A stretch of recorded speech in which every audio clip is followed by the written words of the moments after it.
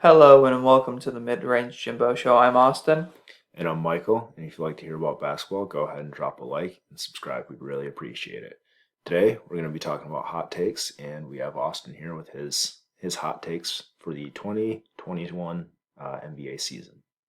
Yep, so these are five of them. We're each doing five, and Michael's going to be here to kind of be like, what are you talking about with some of these? So let's get started with my Yeah, first one, which is going to be, and I believe that Luka Doncic is going to win the MVP award for this next upcoming season.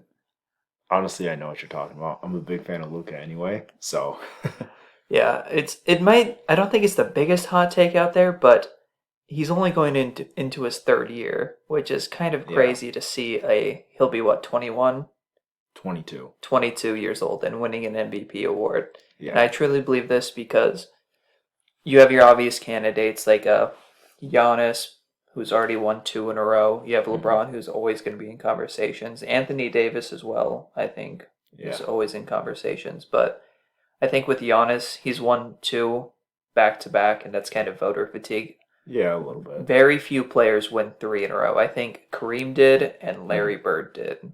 And that's it. Those are the only two I can think of off the top of my head. Yeah, I can't think of anybody else. Yeah, because LeBron had two, then Derrick Rose had one, then LeBron had his other two. Yeah, So I really think Luka could come out here and do it because he averaged some crazy numbers last year. It was like 27, 8, and 8. yeah, which is, I mean, that's impressive for anybody. I mean, Yeah, talk about Russell Westbrook when he averages triple double for what, three straight years. exactly. And think about this. Luka, with how young he is, he already led his team to the playoffs as the seventh seed, and they had a really good draft and a really good offseason. Mhm. They're going to be better this year. If they crack into the top four teams in the West, I think he's got the MVP on lock because, it usually always goes to a team in a higher seeding playoff bracket, a top four seed in the playoffs. The last one that did it was obviously Westbrook in 16, where they were the Yeah, sixth seed and he won it because he averaged a triple double. If Luka can average a triple double and be a top four seed in the West, I think he's got the MVP down. And it's not even, it's going to be a contest, of course, but it's going to be him winning it, I think. I don't know if he'll average a triple double just because he doesn't look to pad his stats like Westbrook does. And I'm not saying that that's all Westbrook did, but like his teammates would box out for him just so he could get his rebounds. Right. And Westbrook would also sometimes just keep looking for that 10th assist until he got it. That's not really Luka's game. I think if he does average a triple double, it'll be a little more organic, Yeah. I mean, he had, I think, 20 last year already. something like that. Yeah, And And that's just crazy to think. And you look at his jump from his first year to his second year, if he takes even another like half step yeah. in that category across the board, that's an easy triple double for him. And with the team better, I really think he can do it. And so for the next one, I got Houston being a bottom four seed in the playoffs. I don't think that's another huge hot take because obviously, as we know, they've lost Westbrook now.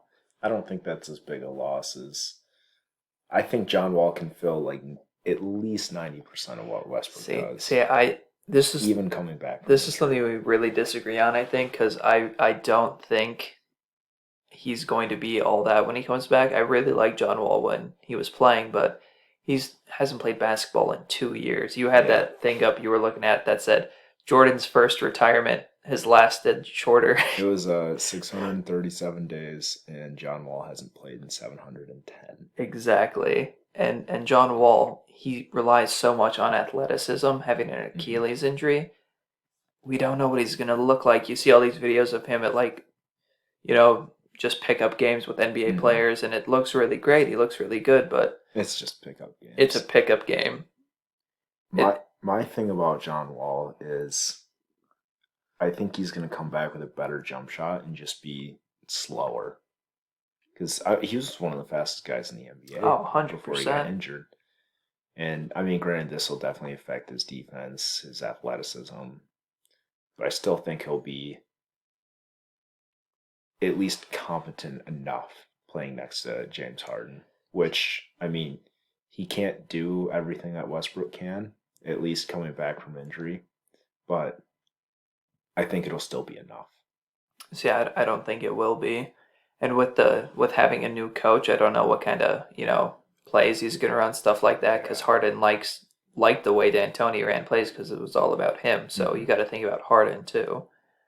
Also, who knows if Harden's going to be there for the whole year? True. That's kind of a cop out because then they're not making the playoffs at all. I don't think if Harden isn't there, but if he stays, I still think they're going to be a bottom seed. Yeah.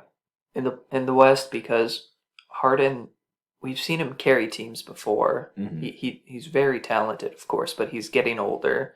Well, you got to remember. I mean, they'll have Christian Wood as well, who I'm a big fan of Christian Wood. Right. I mean, he really helps him, gives him a great like pick and roll, pick and pop option. Right. I mean, he's average defensively. He's nothing special, but offensively, I mean, he's really good on the boards. He's athletic. Yeah.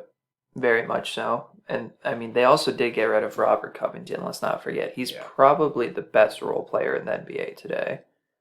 He's definitely... He's one of them. I wouldn't say he's the best. I'm not sure. I can't think of any guys off the top of my head who I'd take over him. Right now, no, I can't think of any. But if you gave me some time, I'm sure I could come up with a list. That's fair. But just with all these moves, the locker room's probably going to be awful in Houston, too. Yeah, Daniel House. Yeah, Daniel House. I mean, they brought in Gerald Green, which is cool. Who doesn't like Gerald Green? Especially, I believe he's from Houston, so that's really cool that he's back in town. He played there once before, too, a few years back. But just with all this culminating, I don't think they really have a chance to crack top 4. And then for my next one, I have LaMelo Ball winning Rookie of the Year. And let's be honest here, Rookie of the Year, it's kind of about stats, just numbers. You don't really look at efficiency, stuff like that for this. Most of the time you don't. Most of the time, If it's close, I think the voters will. Right, that could edge it out. And I think he'll win it because I'm going to spoil a little here. One of your predictions is you think the Hornets are going to make the playoffs this year. Yeah. And I think if they make the playoffs, and LaMelo Ball is probably going to be a solid number 2 option behind Gordon Hayward. If they're going that route, I don't know if he's going to try and be number 1 option. I don't know if he would be the number 2 scoring option. I feel like that would either go to like Devontae Graham, Terry Rozier, or like PJ Washington, or just somebody else, because I don't see LaMelo Ball as being a scorer in the NBA, at least in his rookie year. I don't know. I think he's going to come out just firing shots left and right because he could. He shoots. He's a shooter, that's for sure. And I don't see him really playing just a spot-up shooter role because he's a good ball handler too, so he can create for himself as well. Mm-hmm. And if he can do that and average close to let's say like 15 and 6 assists a game, probably not on good efficiency. I'm going to say that right now. His efficiency and his shot selection needs a lot of work because you look at his numbers overseas, he was like 37% from the field, 25% from 3. Yeah. That's kind of a yikes right there. And I can't wait to see what his assist to turnover ratio is going to look like in the NBA. Yeah. It wasn't bad overseas. It was like 8 assists to 2 turnovers. Really? Yeah, it's not bad at all. I was surprised to see that. I mean, I know he has a good handle and everything, but I just feel like he tries to be flashy. He does. Much. Yeah, he likes his flash. And, that's fun to watch. And that's what I think. That helps win an award like this, I think. Let's be honest here. Flashiness kind of helps win it. And then we also have the next one, which is going to be, I think Joel Embiid's going to get traded. I really believe this, especially if it doesn't work out with the Sixers, how they're like, all right, we're gonna do this one more year. It's kind of like the Clippers always did with Lob City. They're like, let's go another year. Let's see if this works. Yeah. And I just don't see it working because Ben Simmons and Joel Embiid are both so talented, but they just don't seem to mesh very well together. I mean, they like playing with each other, which I mean that's always a good thing. So it's not like it's like Shaq and Kobe going up against each other, like just arguing and not getting along. Even though those guys meshed well on the court, they didn't get along off the court. Right. It's like the opposite with these guys. Exactly. That's very true. And I think he gets traded for the simple fact that if they don't work this year by the trade deadline, they're kind of treading just above 500, something like that, Mhm. underperforming. I think Morey, he's gonna pull the trigger. That's what Daryl Morey does. He does trades. He averages like there was some stat out there like some odd amount of trades per season. It's like six or something Of like that. course. It's crazy.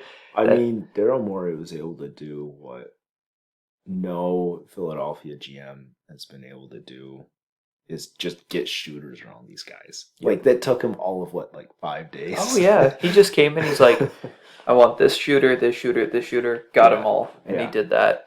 And so it very well could work. And if this, I don't want to call it an experiment because we've seen it year after year, but if it does work with them with all these shooters around them, Mhm.